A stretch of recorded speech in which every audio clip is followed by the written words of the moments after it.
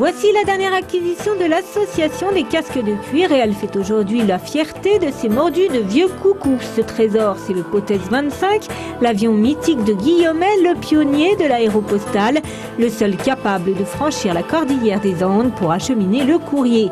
L'association possède une vingtaine d'avions dont une partie issue de la collection familiale Salis.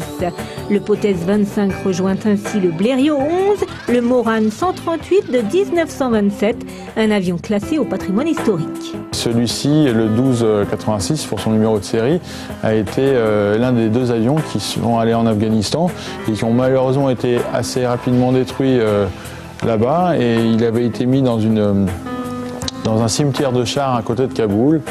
Et il y a un peu moins d'une dizaine d'années, il a été récupéré comme épave, non identifié par des Anglais. Et revoilà un des fleurons de l'aviation française de retour sur ses terres après 70 ans d'absence, fruit d'un échange avec les Anglais. Pour l'instant, le trésor est plutôt en état d'épave.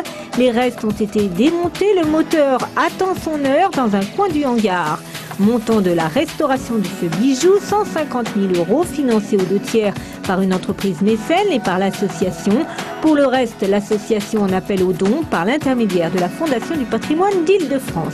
Chaque avion vraiment est assez différent, mais ce qui est vraiment la sensibilité de l'appareil, effectivement, les avions, ils ne sont pas forcément très beaux, on va dire physiquement, mais ils ont une histoire, ils sont atypiques, ils ont une mécanique qui est plus intéressante qu'un autre, et surtout, c'est des avions qui ont participé à une histoire. Dans quelques années, sur l'aérodrome de Cerny, la Ferté-Alais, nous aurons certainement la chance de voir voler à nouveau ce biplan légendaire, car voilà bien leur motivation, nous raconter une nouvelle page de l'histoire de l'aviation française.